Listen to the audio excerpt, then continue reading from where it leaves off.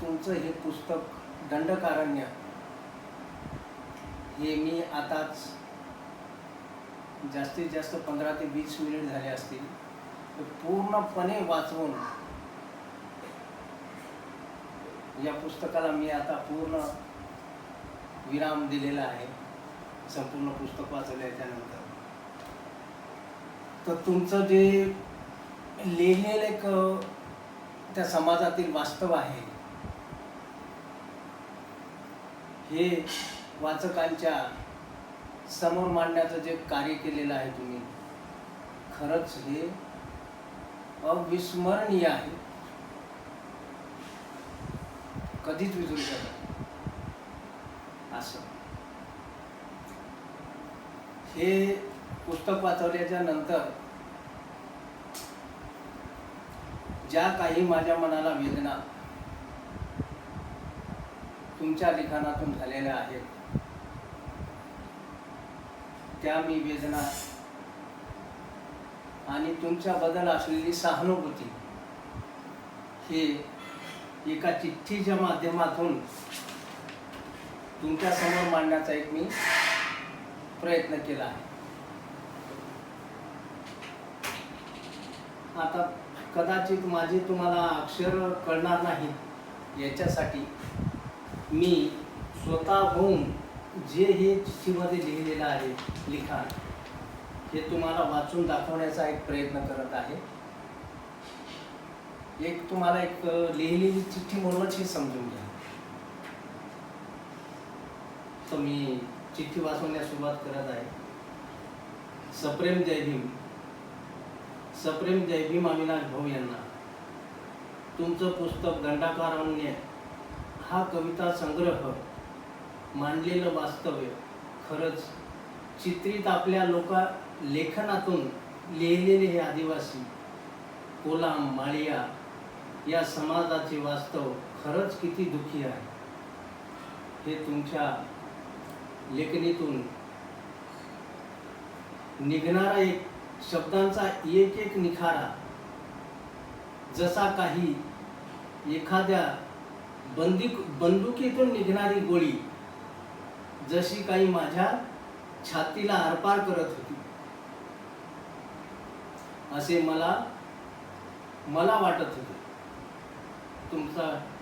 तुमच्या कविता संग्रह वाचताना जे काही लिहिलेले लिखाण अतिशय माझ्या मनाला दुःखी आणि तुमच्या सारखा एक कवी, एक सामाजिक कार्यकर्ता, एक दुःखितांची स्वतः त्यांच्या या दंडकारण्यात आपल्यासोबत या कवितांच्या आणि जगण्याच्या प्रवासात कायम तुमच्या सोबत असणारी तुमची सहचारिणी वर्षाताई आणि भामरागड या भागात या कवितांच्या निर्मितीसोबत जिथं बाळस बहरलंय ती तुमची लाडकी लेक अरण्या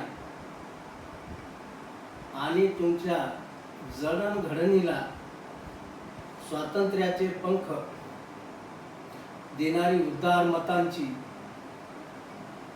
जिची माया आभाळापेक्षाही मोठी, ज्यांची तुलनाच करता येणार नाही अशी ती तुमची, तसेच माझी सुद्धा आई म्हणण्यास काहीच हरकत नाही अशी आई शोभा पोईंकर या स्त्री शक्तीपुढे तुम्हीच नाही तर मी एक तुमचा दंडकारण्य कविता संग्रह वाचक म्हणून भारत चौधरी मी सुद्धा नतमस्तक होतो आणि खूप या लिखाणाविषयी कृतज्ञ आहे.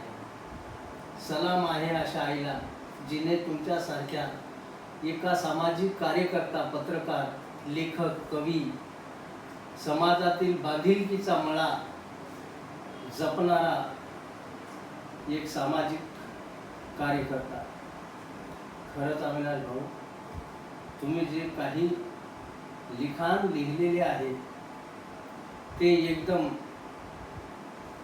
ह्या दंडकारण्यात वास्तव्यात राहून 3 वर्ष वास्तव जिथे करून जंगलात राहणाऱ्या आदिम, कोलाम, माळी, आदिवासी, गोंड या समाजात राहून अरण्यात वास्तव्यात राहणाऱ्या या समाजाचे खरंच तुम्ही त्यांचे दुःख, वेदना, दारिद्र्य खूप जवळून बघून त्यांचे दुःख जणू काही माझे दुःख अशा या तुमच्या लिखाणातून संग्रह वाचल्यानंतर ते त्यांचे जणू माझे सुद्धा दुःख वाटायला लागत होते. अविनाश भाऊ या संग्रहाद्वारे त्यांचे दुःख पुस्तकांच्या संग्रहाच्या माध्यमातून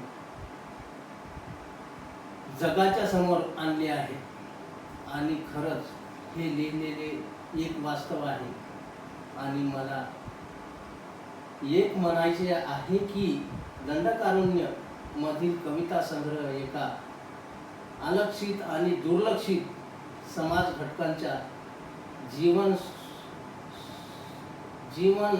स्तरांचा उद्गार आहे. रोजच्या जगण्यात येणाऱ्या असंख्य अडचणी आणि शासन आणि नक्षलवाद यांच्याशी दुतर्फा करावा लागणारा जीव घेणा संघर्ष या कवितांमधून पुस्तकांच्या संग्रहाच्या माध्यमातून लोकांच्या समोर, वाचकांच्या समोर निर्भीडपणे मांडण्याचा प्रयत्न केला आहे. खरंच अविनाश दादा, तुम्ही लिहिलेले लिखाण खरंच वाचन करून त्या समाजातील पीडा बघून समजून ह्या समाजाला त्यांच्या दुःखाला न्याय देण्यासाठी आज एक तरी दिवस त्यांचा न्याय मिळवून देण्यासाठी आज नाही उद्या एक तरी आंबेडकर पैदा होऊन त्यांना न्याय, हक्क, सहानुभूती देण्याचे कार्य करेन. आणि आपण लिहिलेले लिखाण यशदायी हो, मी आशा बाळगतो. माझ्यासाठी कवी, लेखक, एक सामाजिक कार्यकर्ता म्हणून अविनाश भाऊ ग्रेट. थँक्यू.